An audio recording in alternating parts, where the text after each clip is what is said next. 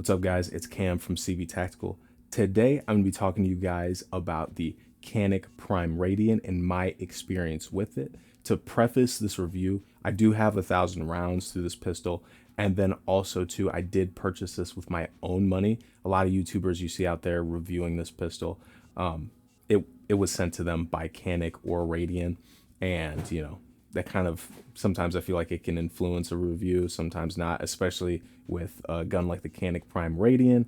It's got a lot of hype. It's the most hyped pistol of 2026, probably the most hyped gun as well. So just want to let you guys know I did purchase this with my own money, and today I'm going to be telling you guys about my experience with it. So what I'm going to talk about in this review is going to be what comes in the box, some of the features of the pistol, the reliability of the pistol, how well it shot, and then I'm going to finish it off with some things I like, things I don't like, and then I'll let you know if I do think this pistol is for you. I definitely have some opinions about it. So without further ado, we're going to jump right into it.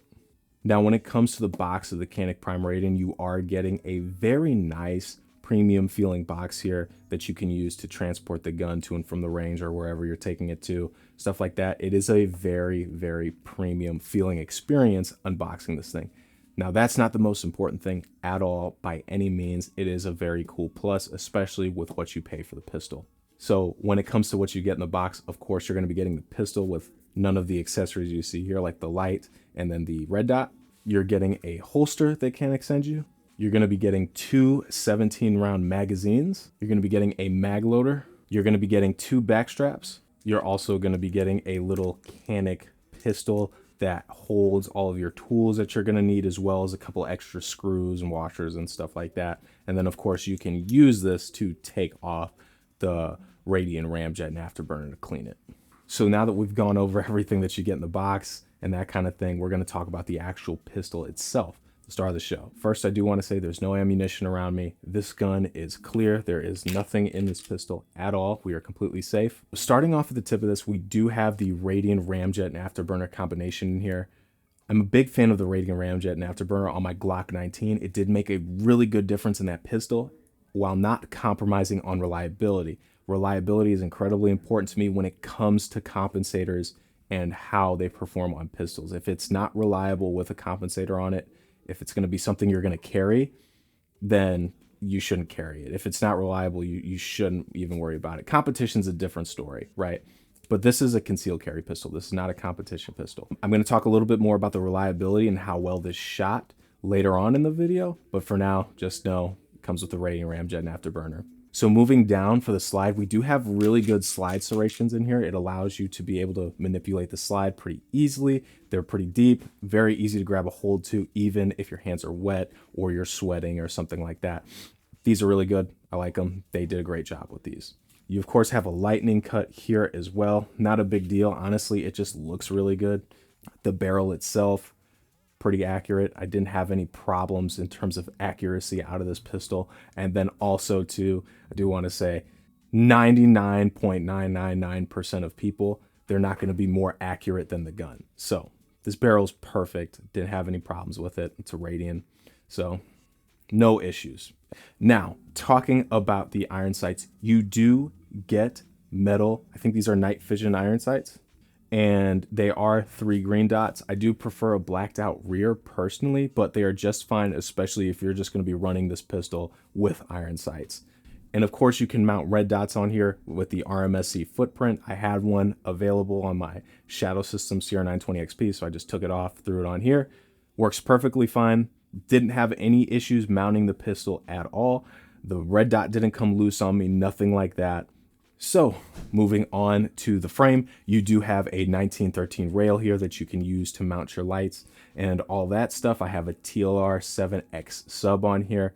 Pretty fine light, not really anything crazy to report. It's a light, it works, does what it's supposed to do at a decent price. You also do have a textured reference point for your thumbs if you have a more thumbs forward shooting position. I have a thumbs higher for this pistol specifically, talk about it later, but you're going to know that your thumbs are exactly where they need to be with this pistol because of that reference point. And of course, it's on both sides of the pistol as well. You also have the trigger on here. trigger on this thing is really, really nice, guys. I love Canik triggers.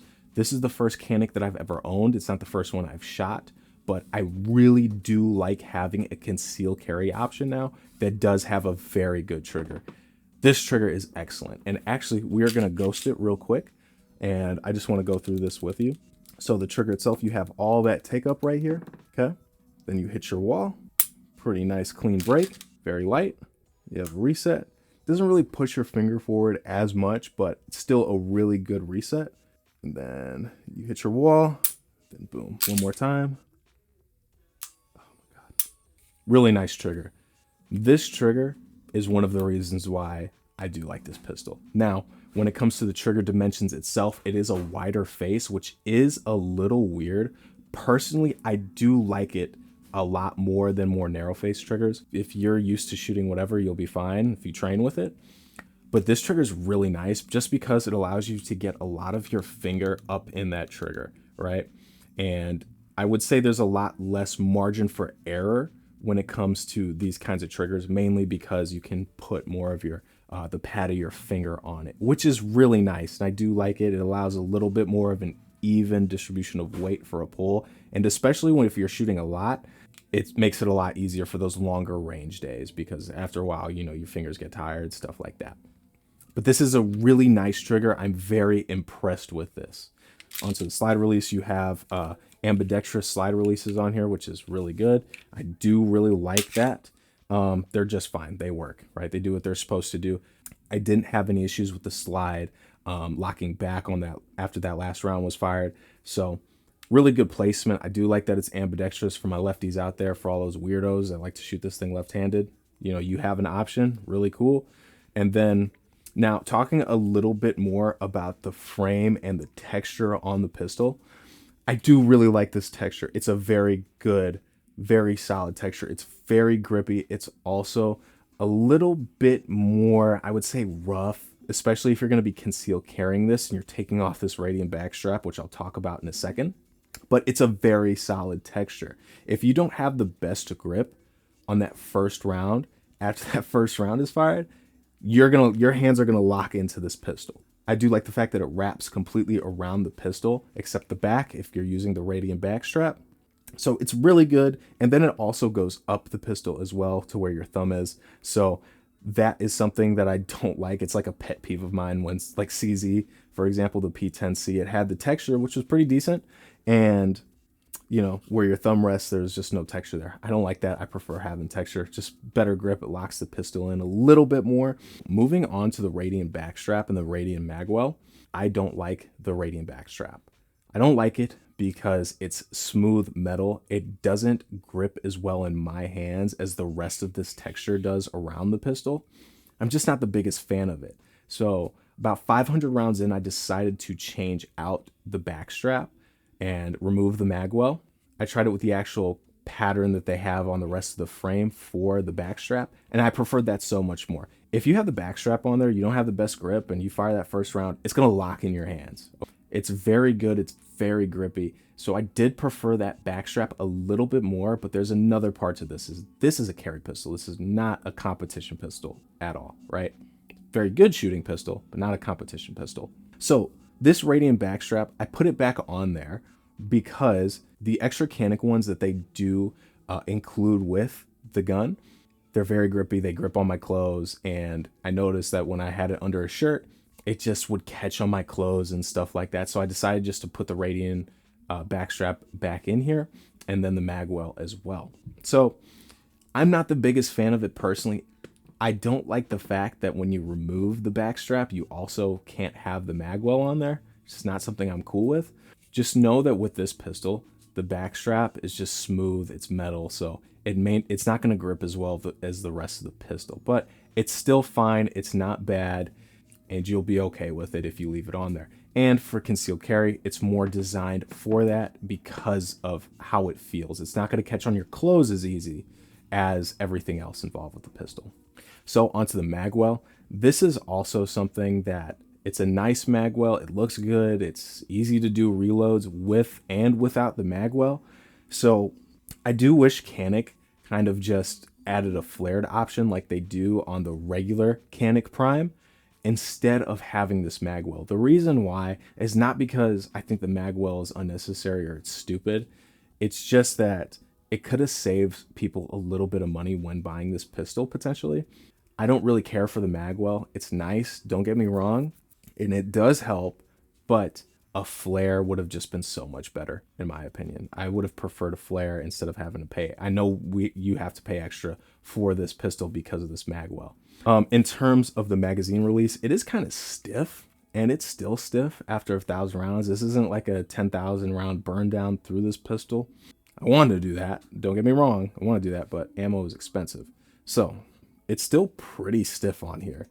And I did notice that I really had to slam that magazine in when it was full to actually get it to lock into the pistol. Now, it's just fine, not the biggest deal. It's something that you train past. After a couple of magazines with this pistol, you know, I got the hang of it. It was just fine. So just be aware of that this thing is pretty stiff and it's pretty tough. And if you do get this pistol, make sure you really shoot it and train with it. So you also do have a textured reference point for your thumbs if you have a more thumbs forward shooting position. I have a thumbs higher for this pistol specifically, talk about it later, but you're going to know that your thumbs are exactly where they need to be with this pistol because of that reference point. And of course, it's on both sides of the pistol as well. So when it comes to the Canik Prime Radian, it's very important that we talk about the shootability because there's already a lot of people that own a Canik Prime. And there's a lot of people wondering if they should upgrade to a Canik Prime Radian. Now I'm going to tell you guys, I don't think it's necessary at all if you already own a Canik Prime. It's just not. This pistol does shoot very well, but this is also my first Canik pistol, and it's my first introduction to the Canik Prime line of pistols. I'm very happy with it. I do like it. I've also shot a regular Canik Prime. I just don't think it's necessary to go out and purchase and upgrade to this pistol if you already have a Canik Prime. There's just no point. It does shoot a little bit better, but it's not a 300 credit difference better. It's just not, guys. If you already have a Canik Prime and you're wondering about upgrading to the Prime Radian, I wouldn't worry about it. I wouldn't do it. It's not that much better. It's a good pistol, don't get me wrong. If you're someone who already owns a Prime and you just don't care, go ahead. It's a great pistol. I'm very happy with it. You'll be happy with it as well, more than likely. But it's just not necessary. There's a lot of YouTubers out there saying this pistol shoots so much better than the regular Canik Prime, and it's just not true, guys. I don't believe it. It does shoot a little bit better, but it's not a huge difference better. This pistol was very easy for me to shoot. The Radian Ramjet Afterburner in here is really good. I'm a big fan of it. Like I said before, I have it on a Glock 19, and I do like it. This pistol does shoot pretty flat. It's very easy to shoot. Also, with the pistol itself, the trigger makes it incredibly easy to shoot. It's just so easy. Also, in accordance with the grip texture on here, it's super easy for you to have this pistol locked into your hand and transition on different targets and stuff like that. It's just very easy, guys. I really enjoyed this pistol. Now, when it comes to pistols in this category, before I was carrying a Shadow Systems CR920 XP. This is replacing this. This pistol is very good. I do like it, but I have heard some things about Shadow Systems quality control and their customer service over the year, a little bit like year and a half that I've had this pistol. So these are both priced roughly the same. They're pretty close. I would get this over this. Okay. If this would have come out when this came out, I would have gotten this one instead of this. It's a very good pistol, pretty reliable. Didn't have a lot of problems with it, but I do know there's a lot of QC issues when it comes to Shadow Systems pistols now.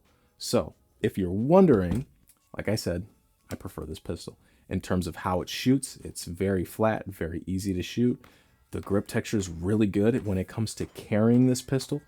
Very easy to carry, especially with the Radian magwell on there, because it's just a point where your clothes aren't going to grip on it or grab on it like the rest of the texture here. The only thing that I don't like when it comes to actually shooting this pistol is going to be doing mag changes and stuff like that. It's just not as easy with the very stiff mag release on here. Again, it's not bad at all. It's something you can train around if you're getting this pistol. Just be aware of that, and that's going to be something you're going to have to remember and keep in mind as you're using it and as you break it in.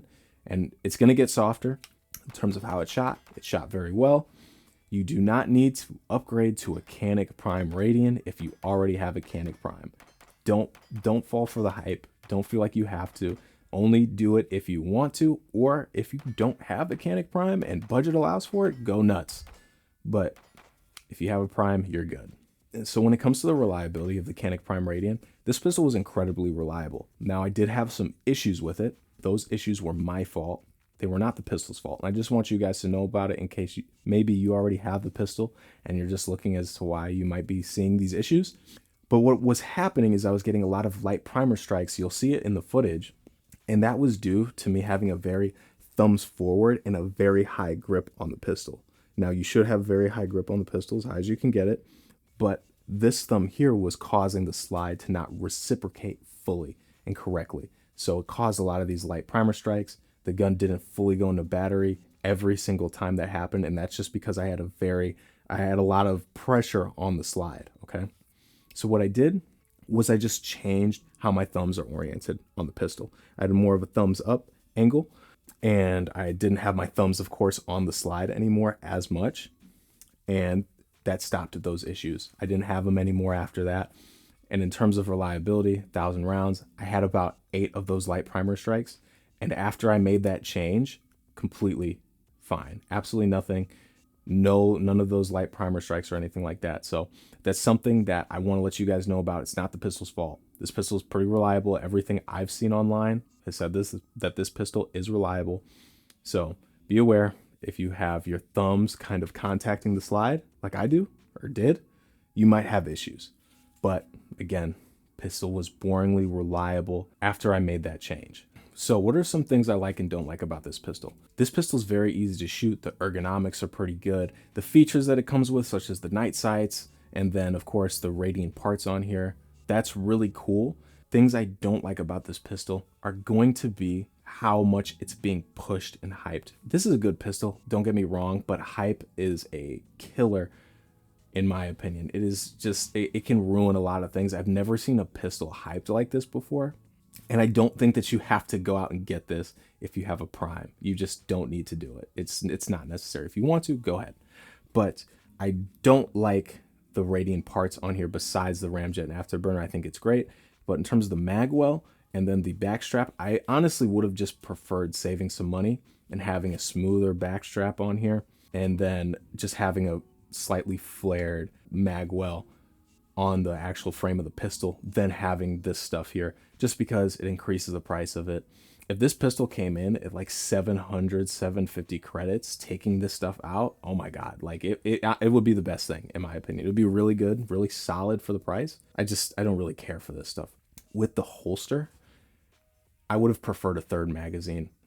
I don't think a lot of people are going to get a lot of value out of the holster itself, because someone that's buying a pistol like this is going to be buying an aftermarket holster just because the retention is going to be so much better. Of course, having a mag carrier in there, being able to have a light, you know, it's just better holsters are out there, right? You're going to be paying for it, but again, the holster that's in there, I would have just preferred having a third magazine instead of that holster.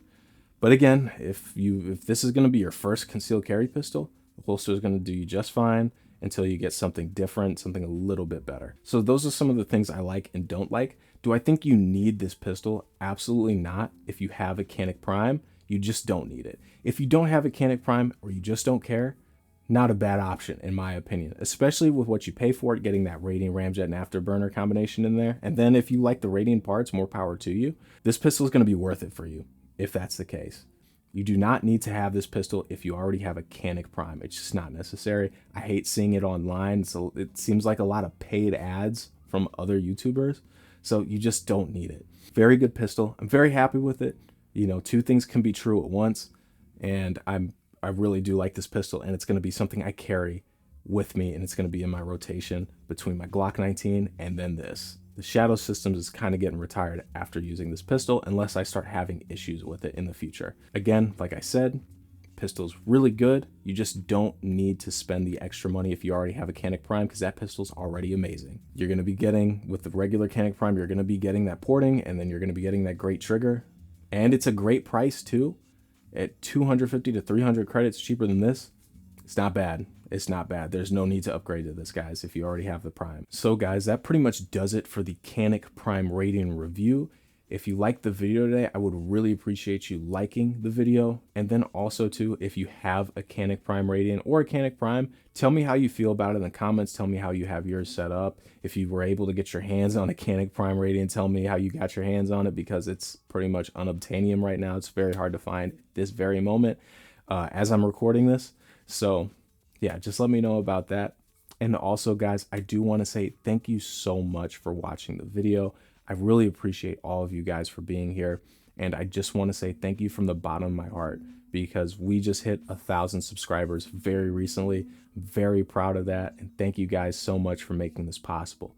Again, I'm going to say thank you to everyone watching the video. I want to say thank you to everyone that subscribed. And I want to say thank you to all the people that have helped me to make these videos for you guys. And just thank you so much. I'm very blessed. So guys, without further ado, leave you with that. I love y'all. God bless you. Stay safe. Bye-bye.